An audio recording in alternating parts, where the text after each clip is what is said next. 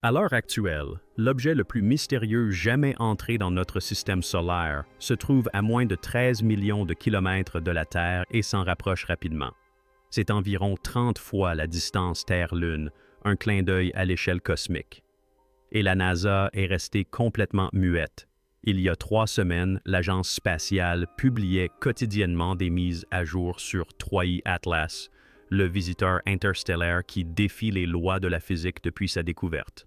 Conférences de presse, publications de données, interviews d'experts.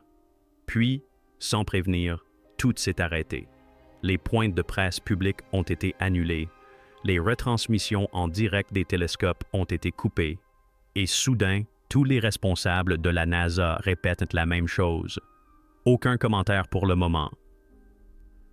Ils sont en yarn. Mais voici ce qu'ils vous cachent. Des satellites militaires ont été repositionnés pour suivre Atlas 24, Atlas 24. Les protocoles d'urgence, normalement réservés aux menaces nucléaires, ont été discrètement activés et des zones d'espace aérien restreints sont apparues au-dessus des grandes villes sans aucune explication officielle. Ce que personne ne vous dit, c'est que lorsqu'une agence gouvernementale avide de publicité se tait soudainement, ce n'est pas parce qu'il n'y a rien à signaler. C'est parce que ce qu'ils ont découvert est trop alarmant pour être divulgué. Quelque chose a changé à propos de 3IATL. Voilà ce qui a transformé la curiosité scientifique en une intervention d'urgence classifiée. Et nous avons moins de 3 semaines pour découvrir ce que la NASA sait et qu'elle nous cache. Pendant des mois, la NASA a fait preuve d'une transparence sans précédent concernant les 3 missions E-Atlas. Un scientifique de haut rang du Jet Propulsion Laboratory tenait des points de presse hebdomadaires. Les données du télescope spatial James Webb étaient rendues publiques quelques heures seulement après leur collecte. Les astronomes amateurs du monde entier étaient encouragés à suivre l'objet et à partager leurs observations. Puis, tout a basculé. Un astronome expérimenté ayant travaillé sur le programme d'observation Atlas a décrit ce changement brutal. Notre réunion d'information habituelle du jeudi était prévue. 30 minutes avant le début, nous avons reçu l'ordre du siège de la NASA d'annuler, non pas de reporter, mais d'annuler définitivement. En moins de 2 heures, toutes nos communications externes ont été classifiées. On nous a averti que toute discussion concernant Atlas en dehors des canaux sécurisés pourrait entraîner un licenciement et d'éventuelles poursuites judiciaires. L'explication officielle n'était qu'un charabia bureaucratique concernant les procédures de vérification des données et la coordination avec les partenaires internationaux. Mais les scientifiques qui collaborent avec la NASA depuis des décennies affirment n'avoir jamais vu un arrêt aussi soudain. Plus suspect encore, ce blackout des communications s'est étendu au-delà de la NASA. L'Agence spatiale européenne a cessé de publier les données d'Atlas. Le programme spatial chinois, qui était en lice pour publier ses résultats en premier, est resté totalement silencieux. Roscosmos, l'agence spatiale russe, a supprimé les annonces précédentes de ses canaux officiels. Lorsque des agences spatiales rivales, habituellement en compétition pour le prestige, coordonnent soudainement un blackout des communications, c'est qu'un élément les a unis, et cet élément est suffisamment terrifiant pour faire oublier des décennies de rivalité géopolitique. Un ancien administrateur de la NASA, s'exprimant sous couvert d'anonymat, a décrit le protocole. Seuls 3 scénarios justifient une coupure totale des communications entre les agences spatiales internationales. Une menace de collision imminente avec un temps d'évacuation insuffisant, la détection d'une technologie militaire hostile ou la confirmation d'une activité extraterrestre. Ce sont les seules situations qui justifient un tel niveau de secret. Les documents publics révèlent que la NASA a sollicité une autorisation de financement d'urgence auprès des commissions de contrôle du Congrès. Le montant est classifié, mais les analystes budgétaires l'estiment entre 15 et 40 milliards de dollars. Ce financement ne requiert aucune justification publique et peut être dépensé avec un minimum de contrôle. Avant l'interruption du suivi, les dernières données publiées d'Atlas ont montré des mesures que les scientifiques peinent encore à expliquer. L'examen de ces derniers rapports permet de comprendre pourquoi la NASA a pu juger une plus grande transparence trop risquée. La trajectoire de l'objet avait changé, non pas de façon spectaculaire, mais de manière mesurable. Atlas suivait une trajectoire hyperbolique qui aurait dû le conduire au-delà de la Terre et dans l'espace interstellaire. Or, les calculs de trajectoire ont montré qu'il se courbait progressivement vers l'intérieur, perdant de la vitesse d'une manière qui suggère une correction de trajectoire délibérée plutôt qu'une influence gravitationnelle. Un spécialiste de la mécanique orbitale du JPL a décrit cette anomalie lors du dernier point de presse public. Les variations de vitesse que nous observons nécessitent soit une poussée continue pendant plusieurs semaines, soit une assistance gravitationnelle d'objets inexistants. Aucune de ces explications ne correspond à notre compréhension des phénomènes naturels. Les émissions électromagnétiques se sont également intensifiées tout au long de son approche. ATL diffusait ces mystérieux signaux mathématiques. Mais durant la dernière semaine avant la panne, la puissance du signal a été multipliée par 300. Les émissions, auparavant détectables uniquement grâce à des radiotélescopes sensibles, sont devenues suffisamment puissantes pour perturber les communications par satellite commercial. Les réseaux de téléphonie mobile de certaines régions d'Amérique du Nord et d'Europe ont subi des perturbations inexpliquées à des moments précis, coïncidant exactement avec les périodes où Atlas était visible directement au-dessus de nos têtes. Par ailleurs, des astronomes amateurs ont effectué des observations visuelles avant d'être priés de cesser de les diffuser. Plusieurs observateurs indépendants ont rapporté avoir vu ce qui semblait être des lumières structurées à la surface de l'objet, et non de simples reflets de cristaux de glace, des motifs se répétant à intervalles réguliers et présentant des agencements géométriques. Un astronome amateur chilien a filmé ce qui semblait être une grille de lumière s'activant à la surface d'Atlas, restant visible pendant 47 minutes avant de s'estomper. La vidéo a été partagée sur les réseaux sociaux, a été visionnée des millions de fois, puis retirée à la demande des agences gouvernementales, qui ont invoqué des raisons de sécurité nationale. La dernière déclaration publique de la NASA a été faite par un administrateur adjoint lors d'une conférence de presse organisée à la hâte. Nous tenons à assurer le public que 3 dixiers Atlas ne présentent aucun danger immédiat pour la Terre. Les observations se poursuivront par les voies appropriées. D'autres mises à jour seront communiquées dès que de nouvelles informations seront disponibles. Chaque mot de cette déclaration a été soigneusement choisi par des juristes, et ce qu'elle omet est bien plus révélateur que ce qu'elle affirme. Pendant que la NASA gardait le silence, l'armée s'est mobilisée massivement, et l'ampleur de cette mobilisation laisse présager des préparatifs pour des scénarios allant bien au-delà de la simple curiosité scientifique. Des moyens de la force spatiale officiellement inexistants ont été activés. Les réseaux de poursuite par satellite, normalement utilisés pour la surveillance des missiles balistiques, ont été réorientés vers une observation constante d'Atlas et des plateformes orbitales classifiées, celles que les responsables de la défense refusent de confirmer ou d'infirmer, ont été positionnées de manière à offrir des angles de vue optimaux. Mais la mobilisation va bien au-delà des moyens spatiaux. Le NORAD a relevé son niveau d'alerte à un niveau jamais atteint depuis la guerre froide. Les avions de commandement et de contrôle nucléaire, véritables postes de commandement volants conçus pour assurer la continuité des services gouvernementaux en cas de guerre nucléaire, effectuent des vols continus au-dessus de régions spécifiques. Un ancien officier de l'armée de l'air, connaissant les protocoles de défense stratégique, a décrit la situation. Ce schéma de mobilisation correspond à nos plans d'intervention pour un scénario précis. La détection d'un objet inconnu doté de capacités potentiellement hostiles. Nous approchons de la Terre sans avoir le temps d'engager des négociations diplomatiques. Nous ne nous préparons pas à une mission scientifique. Nous nous préparons à un premier contact en situation de menace.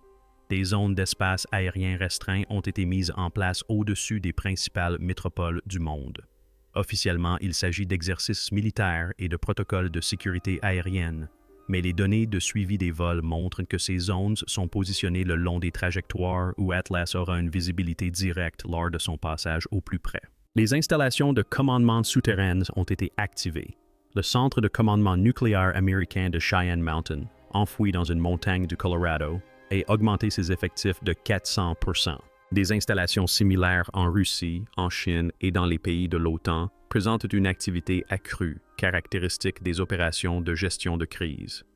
Plus inquiétant encore, des fournitures d'urgence ont été discrètement acheminées vers des sites stratégiques. La FEMA a prépositionné du matériel d'intervention d'urgence dans plusieurs régions. Fournitures médicales, système de purification d'eau, réseau de communication d'urgence. Tout était disposé selon un schéma qui laisse présager une préparation à une perturbation généralisée des infrastructures. Un analyste de la sécurité intérieure a décrit la logistique. On observe une mobilisation en prévision de scénarios de catastrophes massives, conjugués à d'éventuelles coupures des communications. Il ne s'agit pas de se préparer à un seul événement catastrophique, mais à des défaillances en cascade affectant simultanément de multiples systèmes. La Garde nationale a été placée en état d'alerte dans 37 États sous couvert d'exercices de préparation de routine. Or, ces exercices incluent des scénarios de troubles civils, d'effondrement d'infrastructures et de réponse à des menaces non conventionnelles, une terminologie militaire désignant généralement des menaces qui ne correspondent pas aux catégories de la guerre conventionnelle. Ce n'est pas la première fois que des agences gouvernementales gardent le silence sur un événement spatial. L'examen de ces incidents précédents révèle une tendance inquiétante quant au déclencheur de ces coupures de communication. Dans les années 1990, des satellites militaires ont détecté un objet inhabituel en orbite terrestre haute. Pendant 3 semaines, des données de suivi ont été collectées et analysées, puis, brutalement, toutes les informations concernant l'objet ont été classifiées.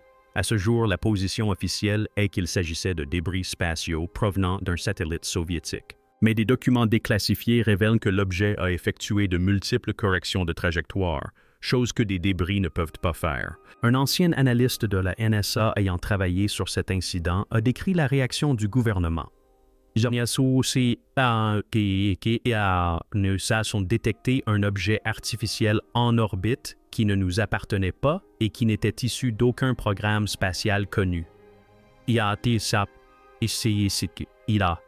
été décidé que toute divulgation publique engendrerait plus de problèmes qu'elle n'en résoudrait. Nous avons donc classifié l'ensemble des données et élaboré des versions officielles concernant des débris spatiaux. Plus récemment, un objet s'est approché de la Station spatiale internationale à une distance inférieure aux limites autorisées par les protocoles de sécurité. Des astronautes ont rapporté avoir observé ce qui semblait être une sphère métallique, maintenant sa position par rapport à la station pendant plusieurs heures. La NASA a officiellement déclaré qu'il s'agissait d'un ballon-sonde, alors même que de tels ballons n'existent pas à cette altitude et ne disposent pas de la propulsion nécessaire pour maintenir une vitesse orbitale. Ce que l'on oublie souvent de dire, c'est que les agences spatiales ont des protocoles précisément pour ce genre de situation, des objets inconnus présentant un comportement intelligent. Ces protocoles privilégient le contrôle de l'information à la transparence publique, notamment pour éviter la panique et maintenir l'ordre public pendant l'élaboration des réponses. Un membre du personnel du Congrès ayant assisté à des réunions d'information confidentielles sur les menaces spatiales, a décrit l'approche du gouvernement. Il existe un postulat fondamental selon lequel le public est incapable d'accepter certaines vérités sur la réalité. Que ce postulat soit fondé ou non, il influence les décisions prises au plus haut niveau. Face à un événement qui remet en question notre perception de la réalité, la réaction instinctive est le silence, jusqu'à ce que nous comprenions de quoi il s'agit. Le schéma est clair, transparence en temps normal, classification immédiate en cas d'anomalie, et plus la situation est anormale, plus le contrôle de l'information se renforce. Avec 3 missions E-Atlas, nous sommes passés d'une transparence sans précédent à un blackout total en moins de 72 heures. Cela laisse penser que leur découverte relève de la catégorie des anomalies remettant en cause la réalité et justifiant le déclenchement de protocoles de secret maximal. Malgré le silence officiel, les astronomes amateurs et les chercheurs indépendants continuent de suivre Atlas et leurs observations suggèrent que le phénomène à l'origine du silence de la NASA est toujours en cours. Des réseaux d'observatoires indépendants ont documenté des changements de trajectoire continue. Atlas ne suit plus une simple trajectoire hyperbolique.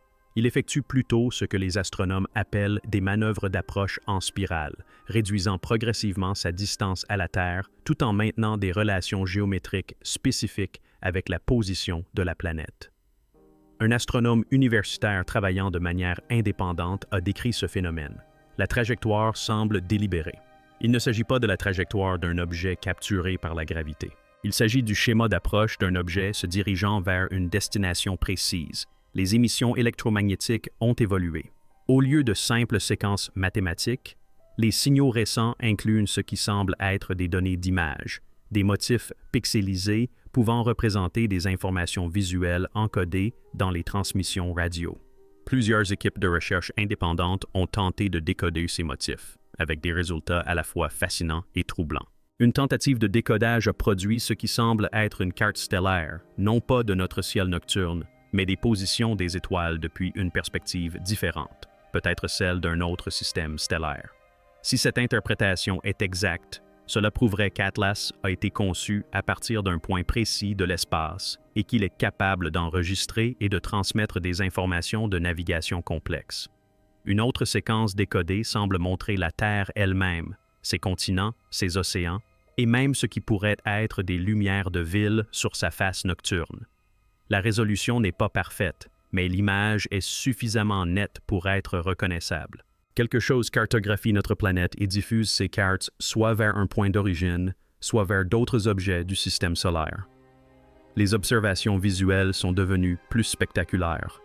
Plusieurs astronomes amateurs rapportent avoir vu Atlas éjecter des dizaines de petits objets au cours des 2 dernières semaines. Ces objets se déploient à partir du corps principal et se positionnent de manière à former un motif géométrique autour de lui.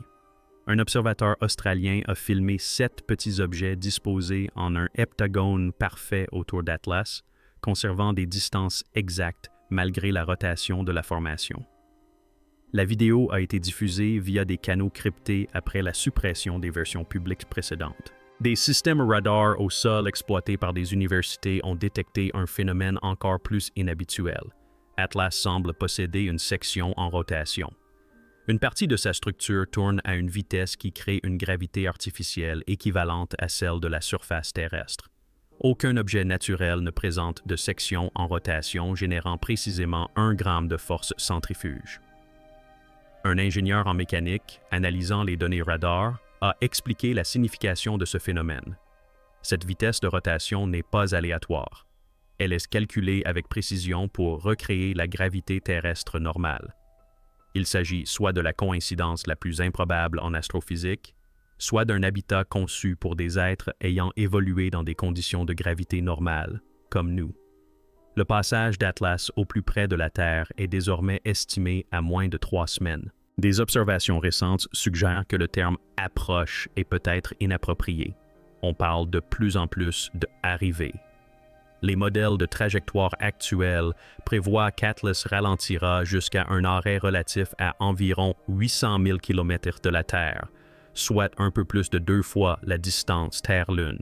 Cette distance est suffisamment proche pour permettre une observation détaillée de notre planète, mais suffisamment éloignée pour rester hors de portée de nos capacités de défense efficaces. Un analyste de la surveillance spatiale militaire a décrit les implications tactiques. Cette distance est idéale pour l'observation tout en restant hors de portée de la plupart des armes terrestres.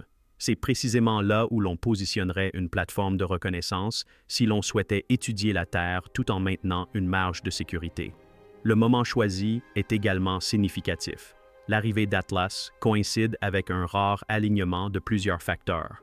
Une nouvelle lune offrant une obscurité maximale pour l'observation, une activité solaire minimale susceptible de perturber les communications électromagnétiques et des positions orbitales qui placent les principaux satellites des nations spatiales dans des positions défavorables pour une action défensive.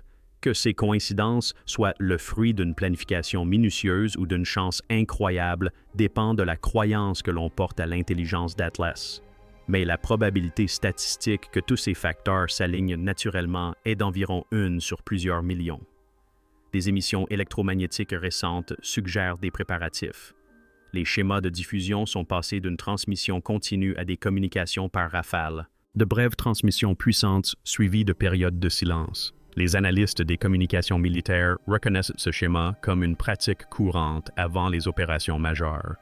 Il permet d'établir des protocoles, de confirmer l'état de préparation et de minimiser la détection lors de la phase finale d'approche. Des observateurs indépendants ont également constaté une activité accrue de ces petits objets éjectés par Atlas. Ils se repositionnent pour former ce qui ressemble étrangement à un réseau de capteurs ou à un système de relais de communication. Chaque objet, maintient une ligne de visée vers Atlas, vers la Terre et vers plusieurs autres objets, créant ainsi un réseau interconnecté. Un ingénieur en communication analysant la structure du réseau a expliqué: il s'agit d'une architecture de relais classique. On construirait précisément ce type de réseau si l'on souhaitait maintenir une communication constante sur une vaste zone tout en assurant la redondance en cas de défaillance de nœuds individuels. C'est une conception intelligente et non un positionnement aléatoire. Les signatures thermiques d'Atlas ont également changé. Au lieu de la température relativement uniforme que l'on attendrait d'un objet inerte, l'imagerie thermique révèle des sources de chaleur concentrées en des points précis, peut-être des moteurs ou des systèmes de production d'énergie qui s'activent en prévision de ce qui va suivre. Alors que les agences officielles gardent le silence, des fuites et des sources anonymes révèlent une activité frénétique en coulisses. Ces événements laissent penser que les gouvernements se préparent à de multiples scénarios, dont certains ne sont pas pacifiques. Des sessions d'urgence du Conseil de sécurité de l'ONU ont été convoquées selon des protocoles confidentiels, normalement réservés aux conflits imminents. Des représentants de nations spatiales étaient présents, ainsi que des commandants militaires et des directeurs du renseignement qui ne participent généralement pas aux procédures diplomatiques. Une source diplomatique a décrit l'atmosphère. Personne ne le dit ouvertement, mais tous les présents savent que nous sommes potentiellement confrontés à un premier contact. Les débats ne portent pas sur la nature artificielle d'Atlas. Cela semble être un fait acquis. Les débats portent sur les protocoles de réponse. Faut-il tenter de communiquer, maintenir une posture défensive, préparer des plans d'évacuation pour les villes côtières en cas d'hostilité? Les services de renseignement ont été chargés d'évaluer les menaces, non seulement concernant Atlas lui-même, mais aussi les réactions sociales potentielles si la vérité était révélée. Des experts en opérations psychologiques ont envisagé différents scénarios, allant de la panique générale au bouleversement religieux, jusqu'à l'effondrement total de la société. Un ancien analyste du renseignement a décrit la planification. Les agences s'inquiètent davantage de la réaction humaine que de la menace extraterrestre. L'histoire montre que les révélations bouleversantes peuvent déstabiliser les sociétés. Le risque est que si nous annonçons que les extraterrestres existent et que l'un d'eux se pose en orbite la semaine prochaine, le chaos qui en résulterait pourrait être plus dangereux que les extraterrestres eux-mêmes. Certains pays se préparent à une action unilatérale. Selon les services de renseignement, au moins 3 pays ont évoqué la possibilité de détruire ou de neutraliser Atlas s'il s'avère hostile. Le problème est qu'une telle action pourrait provoquer la réaction que nous cherchons justement à éviter, voire pire, détruire un vaisseau venu en paix. Les stratèges militaires se préparent également au scénario inverse. Et si Atlas était un vaisseau de réfugiés? Et si une catastrophe dans son système solaire avait forcé une évacuation et que la Terre représentait la zone habitable la plus proche? Ce scénario soulève des questions tout à fait différentes concernant les ressources, le territoire et notre obligation éthique d'intervenir. Derrière toute cette planification se cache une question fondamentale à laquelle personne ne peut répondre. Quelles sont les intentions d'Atlas? Sans communication, sans compréhension, nous nous préparons à tout en espérant être prêts à toute éventualité. Ce que personne ne vous dit, c'est que les scénarios de premier contact sont simulés depuis des décennies. Chaque nation spatiale dispose de protocoles, de plans d'intervention et d'arbres de décision précisément pour ce genre de situation. Mais tous ces plans supposent que nous aurions été avertis, que nous aurions eu le temps de nous préparer et que nous aurions eu une certaine compréhension de la situation. Nous avons donc 3 semaines, un minimum d'informations et un objet qui défie toute tentative de classification. Aussi frustrant que soit le silence de la NASA, il existe des arguments légitimes selon lesquels la transparence pourrait être plus dangereuse que le secret. Comprendre ces arguments nous aide à appréhender les choix impossibles auxquels sont confrontés les décideurs. La maîtrise de l'information lors d'événements sans précédent a des précédents historiques. Pendant la crise des missiles de Cuba, le public n'a été informé de la proximité d'une guerre nucléaire qu'après la résolution de la crise. Ce secret a permis aux négociations de se poursuivre sans que la pression publique n'impose de décisions hâtives. Un spécialiste de la gestion de crise a expliqué cette logique. Face à une menace inconnue aux conséquences potentiellement apocalyptiques, Une divulgation prématurée peut anéantir toute marge de manœuvre. Si le public est informé et exige des mesures, les responsables politiques ne peuvent se permettre de paraître faibles ou indécis. Cette pression peut engendrer des confrontations, alors que la patience serait une meilleure stratégie. Il y a aussi le problème de la panique et des perturbations sociales. Des études sur le comportement humain lors de catastrophes montrent que même des populations bien préparées peuvent devenir irrationnelles face à des menaces existentielles qu'elles ne comprennent pas. Les évacuations massives pourraient faire plus de victimes que la menace elle-même. Les marchés financiers pourraient s'effondrer par peur plutôt que face à un danger réel. Les implications religieuses et philosophiques ajoutent une autre dimension à la complexité de la situation. Pour des milliards de personnes à travers le monde, la place de l'humanité dans l'univers est intimement liée au cadre religieux.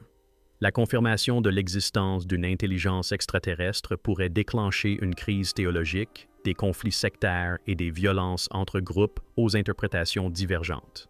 Un sociologue spécialiste de la gestion de crise a décrit ce dilemme. La NASA ne doit pas simplement décider de révéler ou non l'existence d'un objet extraterrestre. Elle doit choisir entre risquer de bouleverser des systèmes de croyances fondamentaux, de déstabiliser les marchés mondiaux et de provoquer une panique généralisée, tout cela sans savoir si la menace est réelle. C'est un choix impossible. Il y a aussi l'aspect militaire. Si Atlas représente une technologie supérieure, révéler son existence pourrait déclencher une course aux armements ou des représailles de la part de nations craignant d'être distancées technologiquement. Le chaos engendré par les affirmations contradictoires et les théories du complot pourrait s'avérer plus dangereux que l'objet lui-même. Mais l'argument le plus convaincant en faveur du silence est peut-être le suivant. Et s'il se trompe? Et si des analyses plus poussées révélaient qu'Atlas est un phénomène naturel, simplement extrêmement rare, les dégâts causés par une divulgation prématurée, la panique, les perturbations économiques et les bouleversements sociaux seraient irréversibles s'il s'agissait d'une fausse alerte. Un ancien administrateur de la NASA a résumé cette situation inextricable. Quoi que nous fassions, nous sommes perdants. Communiquer, c'est risquer la panique sur la base d'informations incomplètes. Se taire, c'est s'exposer à des accusations de dissimulation en cas de problème. Il n'y a pas de solution idéale, seulement le moindre mal. Dans 3 semaines, nous le saurons. Soit Atlas passera sans encombre et cet événement ne sera qu'une simple anecdote historique sur une réaction excessive des gouvernements, soit l'humanité sera confrontée au moment le plus crucial de son histoire. Le silence de la NASA et des autres agences spatiales laisse penser qu'elle croit à un événement extraordinaire. La mobilisation militaire, quant à elle, indique qu'elle se prépare à d'éventuelles menaces.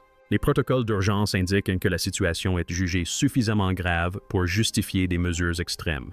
Voici ce que nous savons avec certitude. Un objet provenant d'un autre système stellaire s'approche de la Terre et présente des caractéristiques qui suggèrent une forme d'intelligence. Il effectue des manœuvres, émet des signaux et se prépare à un événement. Et tous les gouvernements de la planète le traitent comme l'événement le plus important de notre époque, tout en refusant de révéler au public ce qu'ils ont découvert. Un astrophysicien de Harvard, qui suit la situation depuis le début, a proposé l'analyse suivante. Le silence de la NASA est le signal le plus clair que nous puissions recevoir. Si la situation n'était vraiment pas préoccupante, elle organiserait des conférences de presse pour rassurer le public. Son silence signifie qu'elle a fait une découverte qui change la donne. Qu'il s'agisse d'une menace, d'une opportunité ou simplement de quelque chose qui nous dépasse, nous sommes sur le point de le découvrir.